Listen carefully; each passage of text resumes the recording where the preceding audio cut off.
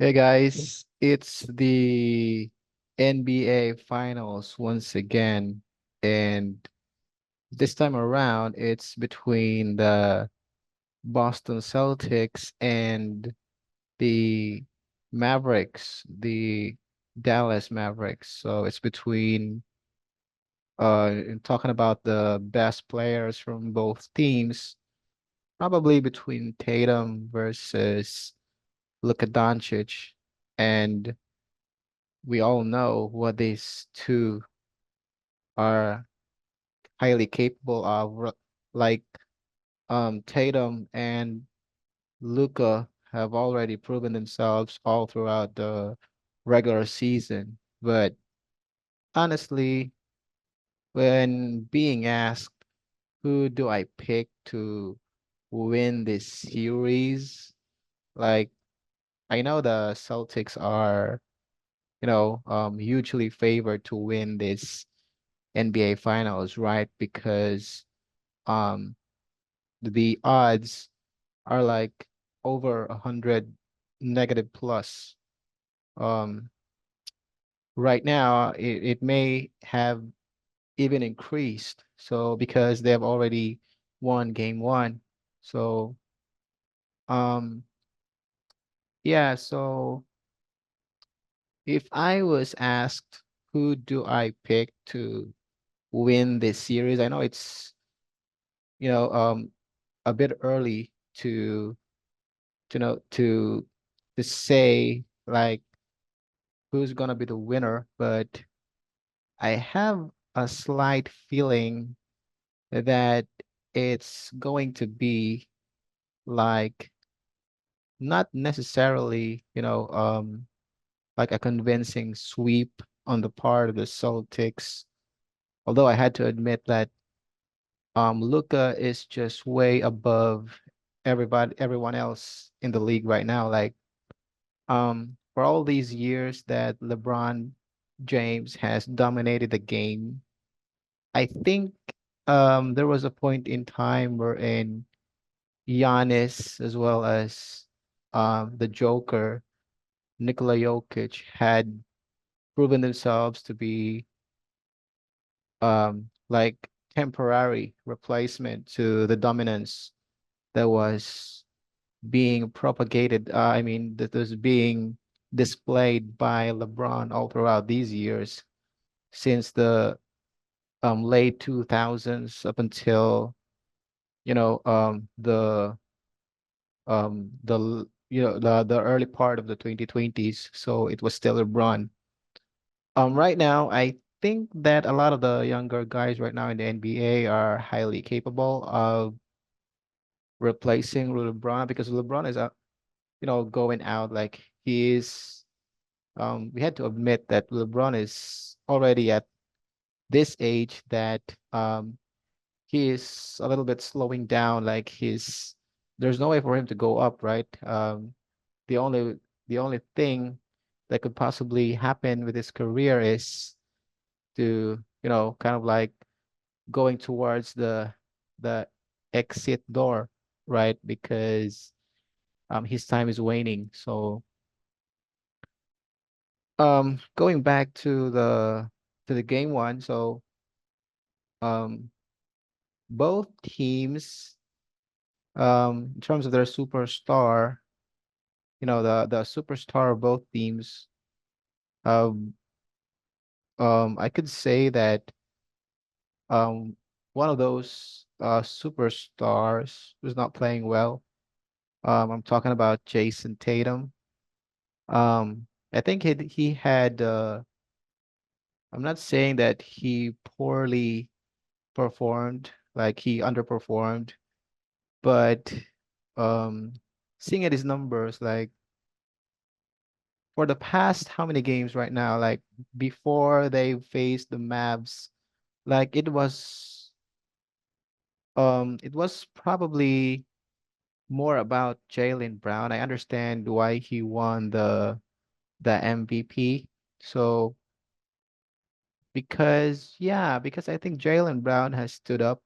Like he managed to he managed to create this notion that he is deserving for the Supermax. So yeah, so because he's the main man right now, in terms of salary, like he's the highest paid in the NBA right now. So I think he had proven himself to be that guy. Like I think being an all NBA caliber, and then he was performing all the way up until now, like in the NBA finals. Last game he had over 20 points. And yeah, I think Jason Tatum had a rough start for the finals. I think but that would be uh I don't think that it will sustain like every game. So I honestly think that on game two he might really perform well, like probably the best that he could perform since the last games that he was not really delivering well. Like he had most of the time had lackluster performance. So it was always Jaylen Brown. So, like Jaylen Brown was carrying the team in terms of the offensive. But Jaylen Brown is a really good defender, like Kawhi in his earlier years, wherein Kawhi was already exposed to being the offensive guy of the team in the Spurs when Duncan was way um, out of the league. So yeah, and when it comes to, the Mavericks, I think Luka Doncic will always have his A game on, whether it's a losing game. Um, he will always get his numbers. So Luka will always be Luka. Like there's nobody that's gonna stop him. No guard, no small forward, no whatsoever. Like he's gonna be, nobody's gonna limit him. Like this guy, Luka Doncic, was a basketball, you know, like an inborn talent with he has that inborn talent with basketball. He is what do you call that? A basketball genius at a very early age. So he has like a child prodigy with basketball. So there's no question about his skills and his ability to deliver each and every game. So what I do think is the main X factor for game one. Um, so some of the analysts, the NBA analysts would and the pundits would say that it was because of the first quarter. And yeah, part of that is really about the first quarter, but it's because of the first quarter. It happened because of, like Kristaps Porzingis, because he was like all warmed up for that occasion, for that particular moment in time, like the first quarter. So it was his game. Like he was carrying the Celtics most of the minutes in the first quarter. So that is the reason why I think the Mavericks will really have a hard time dealing with the Celtics. Like I watched this show, Undisputed, Skip Bayless with Paul Pierce and Sean. But yeah, I just think that Paul Pierce is right with his opinion, like his observation. And I know that Paul Pierce is always a fanatic with Celtics because he was a Celtics superstar before, he had dedicated all his years with the Celtics. So that is his team. So, but in fairness to, Paul Pierce, I think it's a mixture of being a fan, being a, idolizer of his own team, previous team, his former team, because that's where he got his um Hall of Fame status, and his name is always connected to the Celtics, right? But in fairness to that, uh I think that it's also a bit, you know, objective at the same time. Like Paul Pierce had analyzed the game, so he was saying that the Mavericks couldn't have any room for errors, and that is right because their superstars will really have to offset one another. Like who's going to offset Luka Doncic on the Celtics side? It would have to be Jaylen Brown and Jason Tatum. So those two, the other one could have a poor game, but then you have the other guy. So if Jason Tatum will have a poor game, then it's Jaylen Brown who's gonna show off, right? And vice versa. So that's where it will be difficult for the Mavericks to sustain like what they did with all the other teams in the West, from from the Clippers to the you know to the OKC team and the Timberwolves.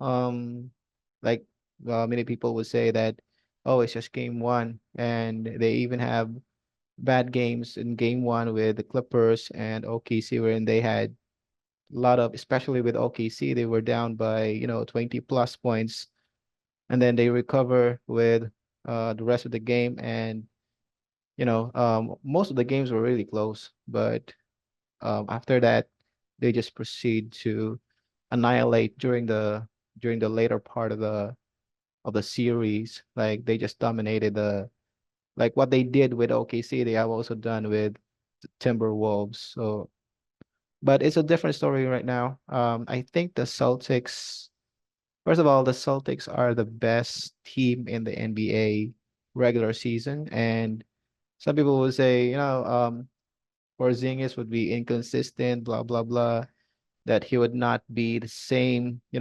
after being injured, and he'll not deliver. Basically, he will not be consistent with every game. Like there will be ups and downs between games, but most people didn't notice really actually that Porzingis had averaged like 20 plus. I think it's close to 20 or 20, more or less 20 points per game during the regular season. Like he was a consistent guy, proven to be healthy, then he could deliver. Like um the the guy is a 7 footer, and there's no question that it's not gonna be a matchup for him with Daniel Gafford. Like Daniel Gafford will be too small for Porzingis, and Porzingis is an all-star caliber. He was an all-star before, and throughout the years that he has been playing, he was just marred by the injuries. But I think he has been that all-star guy for all these years. Maybe what affected his performance and his attendance in the all-star would be just because of his availability, and being prone to injuries, and that's just that. But the on the flip side, like this regular season, he was playing really well. And to his credit, I think game one is just a win for the Celtics because of his performance, because of the first quarter.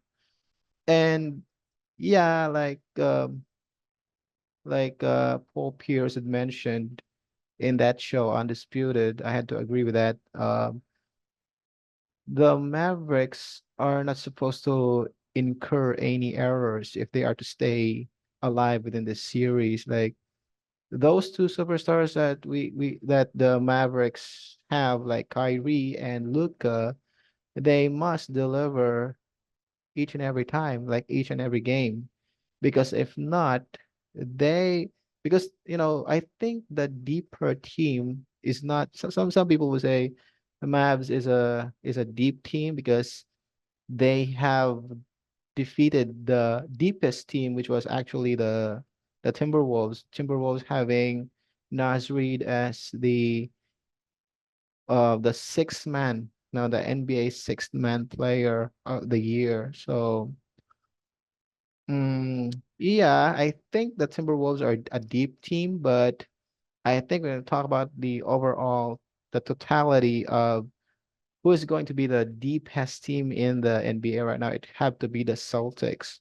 Like looking at this Celtics guy, they have, Derek White. Derek White is I like Derek White the same way I like Drew Holiday. These two people right here are just bulldogs. Like Derek White is untiring. Like he will guard you and won't allow you to score. Like I kind of like remember Derek White as a younger version of Iman Shumpert.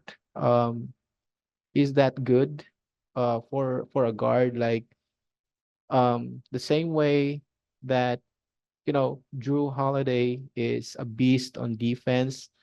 I think Drew Holiday and Derek White are just really on par, really. Like Drew Holiday's name is just more, more fragrant, more appealing to the coaches, to the media, to the pundits. But I think this Derek White right here has the same dog in him as Drew Holiday. I could remember like Manu Ginobili. So Manu Ginobili is a great two-way player.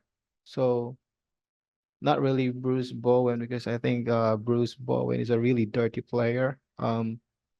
It has to be like Manu Ginobili and who was that I mentioned before?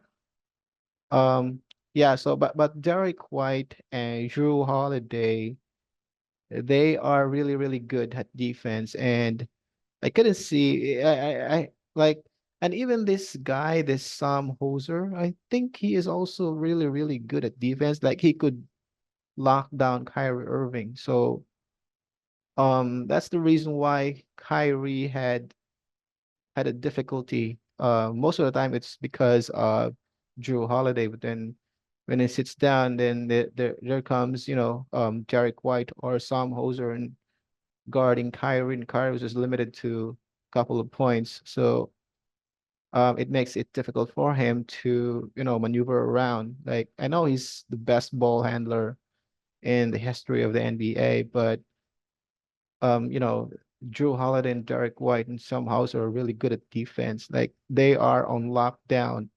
Could remember, younger version of Iman Shumpert with these guys, like especially with Derek White. So and then, Al Horford is a really he is a veteran. Like he has been there previously. So I think he knows what it takes to be in a situation that they have right now. And same with the other guys like Jason Tatum, Jalen Brown. They were a little bit frustrated by that finals appearance wherein they lose to the Golden State Warriors. So I think it was their moment during that time, but for some reason,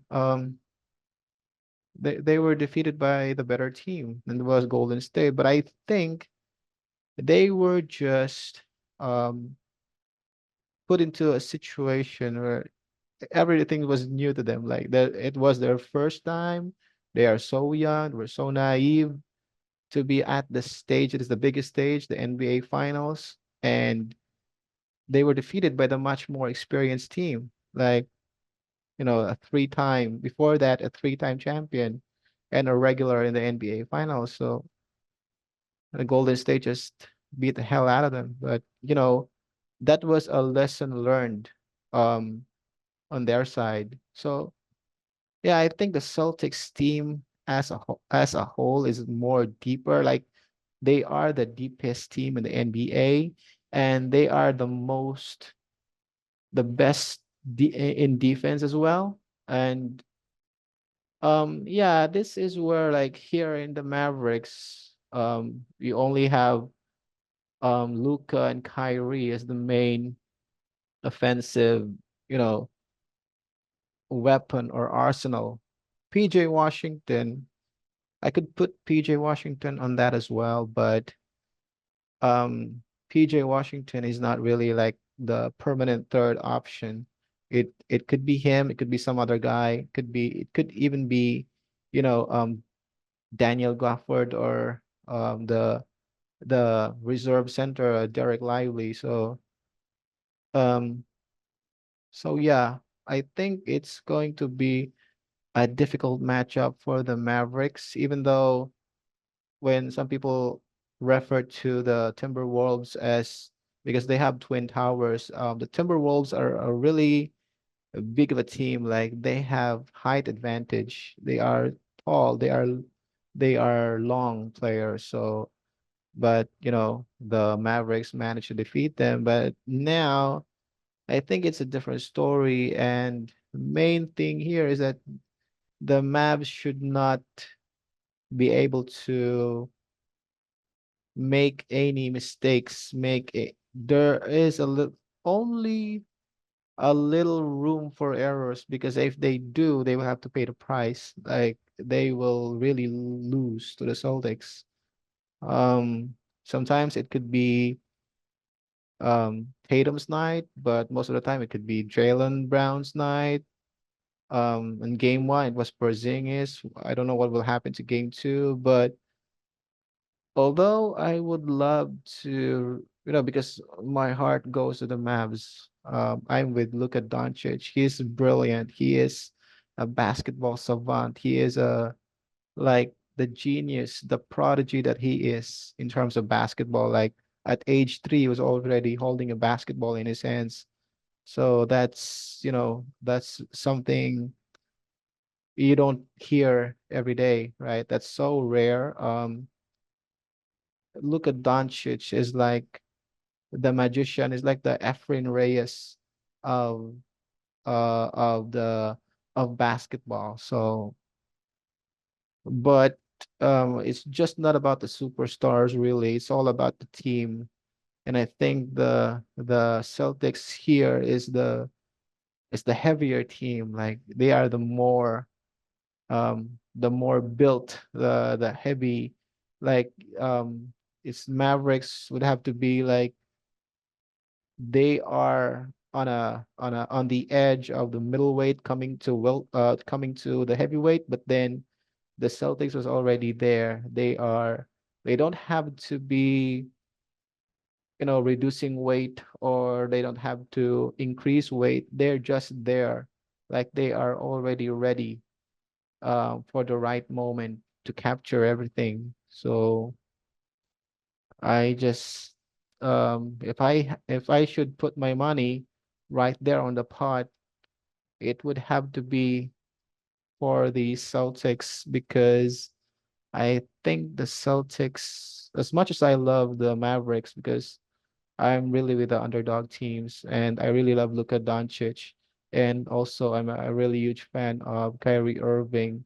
Kyrie Irving has been my favorite player ever since I've seen this guy enter the NBA. Like, when he was drafted, I know that he's going to be the beast in ball handling ability. He's like during college, he was already displaying unbelievable dribbling skills, like way, way beyond even, the best ball handler I've seen so far before Kyrie Irving would have to be Allen Iverson. But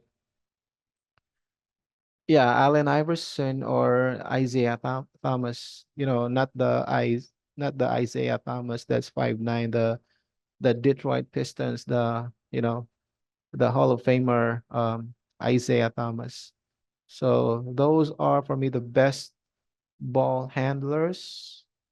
And I've also seen Michael Jordan and Kobe Bryant being a very good ball handler, like almost to the point of being included in the conversation of the best ball handlers as well. But, you know, it's been Allen Iverson, Isaiah Thomas, and now it's Kyrie Irving, and Kyrie Irving just broke every bit of qualifications or criteria or standards when it comes to ball handling. Like that guy could, swoop in the ball like almost to point zero, like it's already so down. Like we try to dribble the ball like way beyond like almost at ground zero, and then you have both left right-handed, you are ambidextrous with your dribbling, you can go right, you can go left, and then when it's come to finishing time, like finish the ball at the rim, and then instead of just making a layup out of your right hand, you put it in with your left hand, just like Michael Jordan was doing.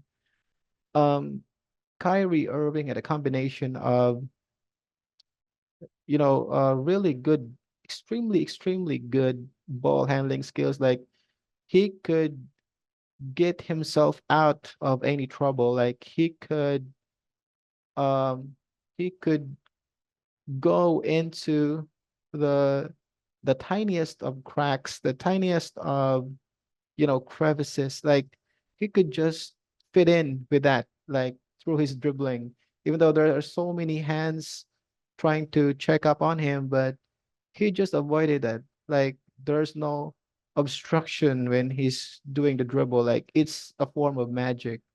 Magic Johnson is not a Magic Johnson is way up there because of his passing skills, but Kyrie Irving is just the most talented, like the most skilled, um, a combination of, extremely good ball handling and, the timing, the finishing. Like he could finish at the rim.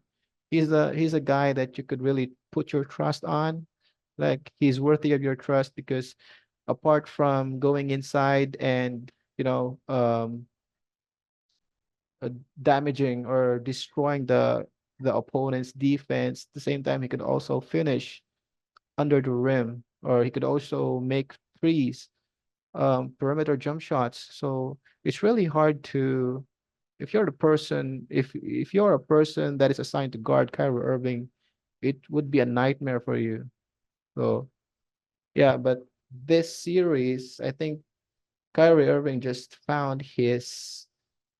um found somebody that could dog him up, like that is in the person of Drew Holiday and Derek White. And when these two are out, also with Sam Hoser. So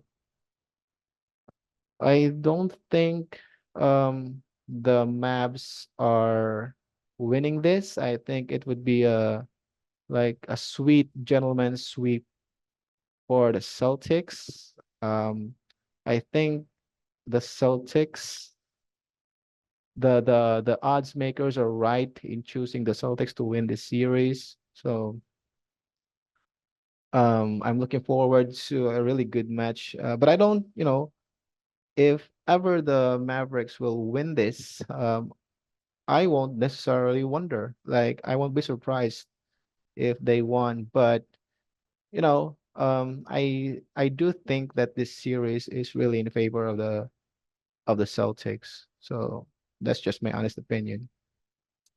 And yeah, NBA Finals 2024.